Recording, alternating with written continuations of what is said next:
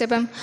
அன்பின் பரலோக பிதாவே, உம்மை நாங்கள் நன்றியோடு துதிக்கிறோம், ஸ்தோத்திரிக்கிறோம். இசப்பா, இந்த நாளை கொடுத்ததுக்காக நன்றியோடு துதிக்கிறோம், ஸ்தோத்திரிக்கிறோம். இந்த நாளில் கூட இசப்பா, வாலிபர்களாக இசப்பா இந்த சபையில் கூட நீங்கள் செய்த இந்த ஸ்லாக்கியத்துக்காக நன்றியோடு துதிக்கிறோம். இசப்பா, இந்த நாளில் கூட நாங்கள் கேட்க போகிற வசனத்தின் மூலமாக பாடக்கூடிய பாடல் மூலமாக நீங்கள் எங்கள் கூட இடைப்பட வேண்டுமாய் ஜெபிக்கிறோம். இசப்பா, எங்கள் லென்த் நாட்களில் இசப்பா உமக்கு பிரியமான வாழ்க்கையை வாழ நீங்கள் உதவி செய்ய வேண்டுமாய் ஜெபிக்கிறோம். எங்கள் ஆவிக்குரிய வாழ்க்கையில் நீங்கள் இன்னும் எங்களை பலன் தந்து பாதுகாத்துக்கொள்ள வேண்டுமாய் ஜெபிக்கிறோம். மீதியான வேலையில் உங்கள் கையில் படிக்கிறேன். இயேசுவின் மூலம் செபிக்கிறேன், என் ஜீவனுள்ள நல்ல பிதாவே, ஆமென்.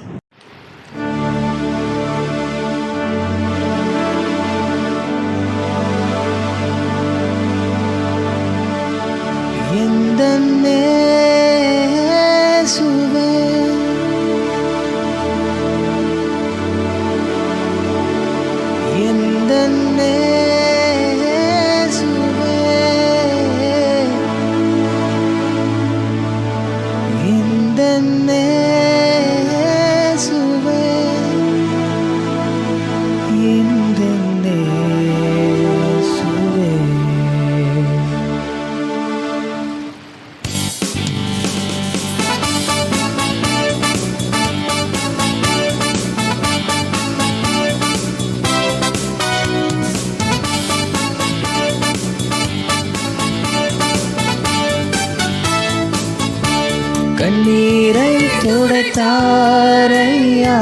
சந்தோஷம் தந்தாரையா. கண்ணீரை துடைத்தாரையா, சந்தோஷம் தந்தாரையா.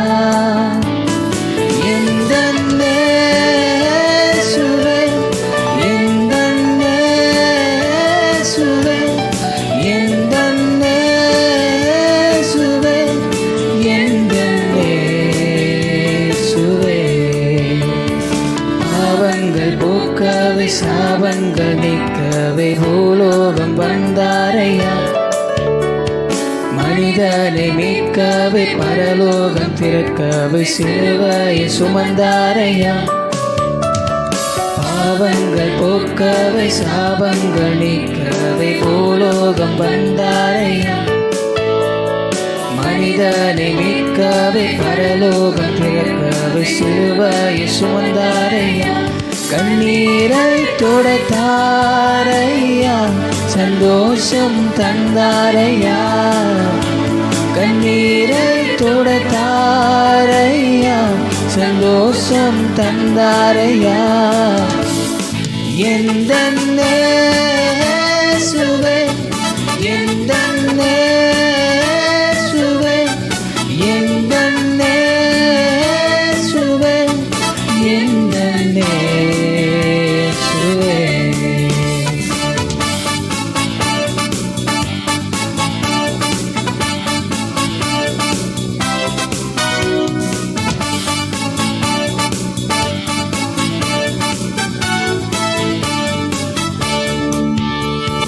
தங்கத்தை கேட்கவில்லை, வைரத்தை கேட்கவில்லை, உள்ளத்தை கேட்டாரையா.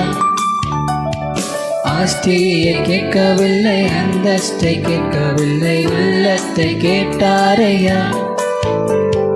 தங்கத்தை கேட்கவில்லை, வைரத்தை கேட்கவில்லை, உள்ளத்தை கேட்டாரையா. ஆஸ்தியை கேட்கவில்லை, அந்தஸ்தை கேட்கவில்லை, உள்ளத்தை கேட்டாரையா. நான் தேடி போகவில்லை, என்னை தேடி வந்தாரையா. நான் தேடி போகவில்லை, என்னை தேடி வந்தாரையா. எந்த சுவை எந்த சுவை எந்த சுவை எந்த சுவை.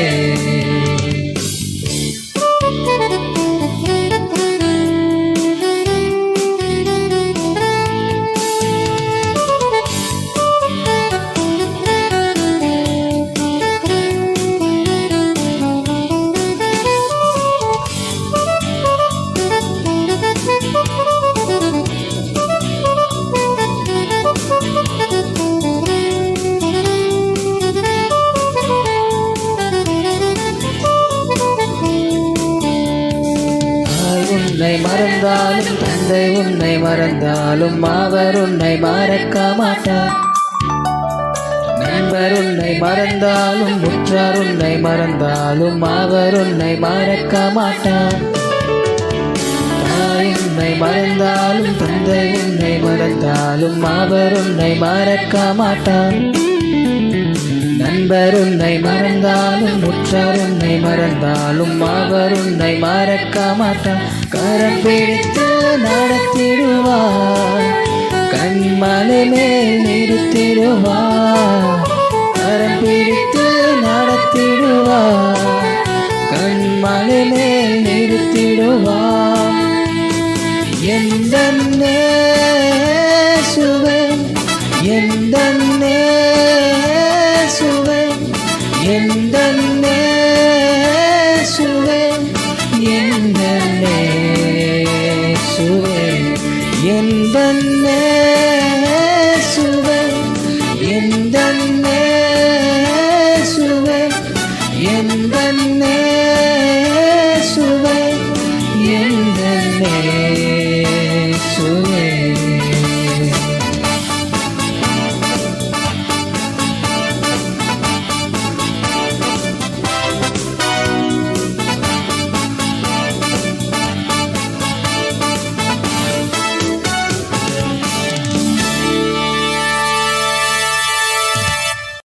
வாசிக்கும்படியாக கொடுக்கப்பட்ட வேத பாடம் ரோமர் 5:6-10 வரை. அன்றியும் நாம் பலனற்றவர்களாய் இருக்கும்போதே குறித்த காலத்தில் கிறிஸ்து அக்கிரமக்காரருக்காக மரித்தார்.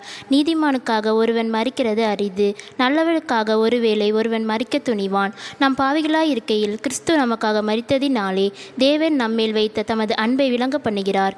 இப்படி நாம் அவருடைய இரத்தத்தினாலே நீதிமான்களாக்கப்பட்டிருக்க கோபாக்கனிக்கு நீங்களாக அவரை நாம் இரட்சிக்கப்படுவது அதிக நிச்சயமாமே. நாம் தேவனுக்கு சத்துருக்களாய் இருக்கையில் அவருடைய குமாரனின் மரணத்தினாலே அவருடைய ஒப்புரவு ஆக்கப்பட்டோம். ஆனால் ஒப்புரவு ஆக்கப்பட்ட பின் நாம் அவருடைய ஜீவனாலே இரட்சிக்கப்படுவது அதிக நிச்சயமாமே என்பதே ஆமீன். ஜெபம். அன்புள்ள இயேசப்பா, இந்த வேலையை நீங்கள் தந்ததற்காக நன்றோடு துதிக்கிறோம். இந்த வேலையிலும் நாங்கள் தியானிக்கும் வார்த்தையோடு நீர் எங்களோடு பேசுங்க. கேட்கிற ஒவ்வொருவரோடும் நீங்கள் பேசுங்க. எல்லாருடைய செவிகளும் கண்களும் இருதயமும் இந்த வார்த்தைகளுக்கு திறந்திருக்க நீங்கள் உதவி செய்யுங்க. இயேசுவின் மூலம் ஜெபிக்கிறேன் நல்ல பிதாவே, ஆமீன். இன்றைக்கு தியானத்திற்காக நம்ம தெரிந்து கொண்ட வசனம் ரோமர் 5:8. நாம் பாவிகளாய் இருக்கையில் கிறிஸ்து நமக்காக மரித்ததினாலே தேவன் நம்மேல் வைத்த தமது அன்பை விளங்க பண்ணுகிறார்.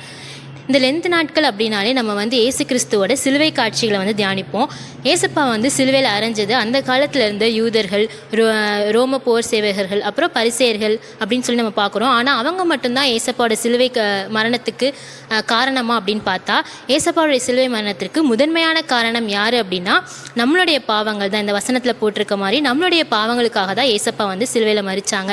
இன்னும் நம்ம ஏசப்பாவை காயப்படுத்திட்டு தான் இருக்கோமா அப்படின்னு சொல்லிட்டு நம்ம ஒரு 5 கேட்டகரியாக மக்களை வச்சு பார்க்கலாம். ஏசு கிறிஸ்துவோட சிலுவை மரணத்தில் அவர் கூட இருந்த மக்களில் முதல் யார் அப்படின்னா பரிசேயர்கள், சதுசேயர்கள், வேதப்பார்கள். இவங்கெல்லாம் யார் அப்படின்னா மேசியா உலகத்துக்கு வரப்போறாரு, அவர் நம்மளை ரட்சிக்க போறாருன்னு சொல்லி யூத ஜனங்களுக்கு ஓயாமல் பிரசங்கம் பண்ணிட்டு இருந்ததே இந்த பரிசேயர்கள் தான். ஆனால் உண்மையான மேசியா உலகத்துக்கு வரும்பொழுது அவர் யாருன்னு தெரியாமல் அவர் சிலுவையில் அறையருக்கு ஒப்பு கொடுக்குறாங்க. இன்றைக்கும் கிறிஸ்தவங்கள் எல்லாருமே ஏதோ ஒரு வகையில் ஊழியம் செஞ்சுட்டு இருக்கோம், சின்னதோ பெருசோ. ஆனால் நம்ம என்ன பண்ணுறோம், கிறிஸ்து யார் அப்படிங்கிற உண்மையான அறிவு இல்லாமல் நம்ம நம்மளுடைய சுய லாபத்திற்காக, நம்மளுடைய சம்பாத்தியத்திற்காக, நம்மளுடைய ஃபேமுக்காக நம்ம ஊழியம் செஞ்சு நம்ம கடவுளை காயப்படுத்திட்டு இருக்கோம். அடுத்ததாக யார் அப்படின்னு பார்த்தோன்னா ரோம போர் சேவகர். இவங்களுக்கும் ஏசப்பாவுக்கும் சம்மந்தம் கிடையாது. ஆனால் மக்களுடைய ஆட்சியை தக்க வச்சுக்கணும் அப்படிங்கிறதுக்காக அவங்க என்ன பண்ணுறாங்க, ஏசு கிறிஸ்துவை சிலுவையில் அறையருக்கு ஒப்பு கொடுக்குறாங்க. இன்றைக்கும் நம்ம அநேக கிறிஸ்தவர்கள் என்ன பண்ணுறாங்க அப்படின்னா நம்மளுடைய ஃப்ரெண்ட்ஷிப்பை தக்க வச்சுக்கணும், நம்மளுடைய ஃபேமிலி மெம்பர்ஸ் நம்மளை தப்பாக நினச்சிடக்கூடாது, நம்மளை சுற்றி இருக்கிறவங்க நம்ம தப்பாக நினச்சிக்கக்கூடாது அப்படிங்கிறதுக்காக நம்ம என்ன பண்ணுறோம், கிறிஸ்துவோட பிரின்சிபல்ஸையும் கிறிஸ்தவையும் நம்ம என்ன பண்ணுறோம், ஈஸியாக விட்டு கொடுத்து நம்ம அவரை காயப்படுத்துகிறோம். அடுத்ததாக யார் அப்படின்னு பார்த்துட்டோன்னா ஏசு கிறிஸ்துவிடத்தில் நன்மையை பெற்ற மக்கள். ஏசு கிறிஸ்து 3 வருஷம் இந்த உலகத்தில் ஊழியம் பண்ணும்போது நிறைய மக்களுக்கு அவர் நன்மை செய்தார்.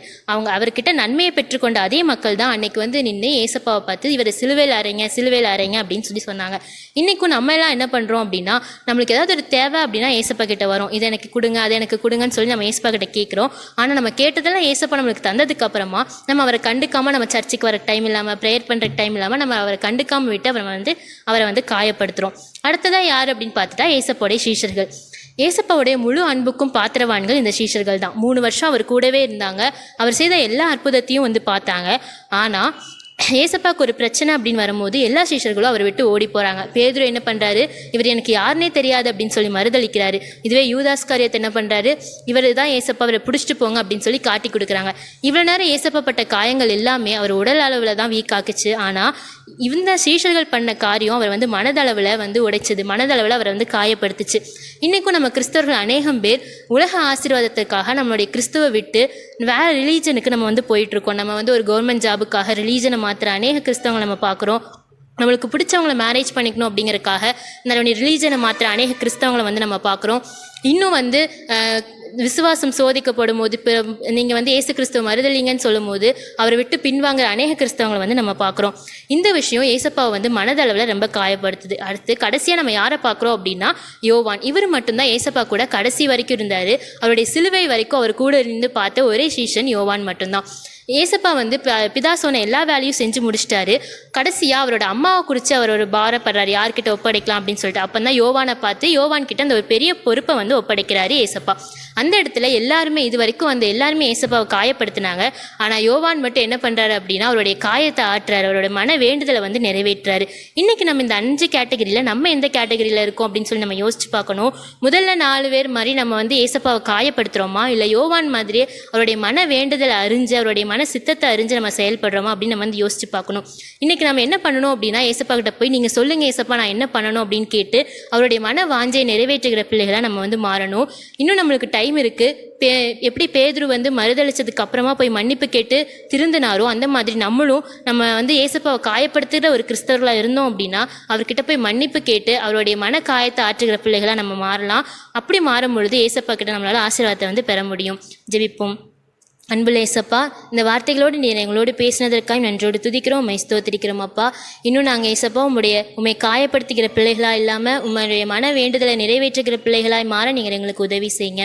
மீதியான வேலையை பொறுப்படுத்திக் கொள்ளுங்க. கேட்ட அனைவரையும் உம்முடைய கரத்தில் ஒப்படைக்கிற ஏற்றுக்கொள்ளுங்க. இயேசுவின் மூலம் ஜெபிக்கிறேன் நல்ல பிதாவே, ஆமேன்.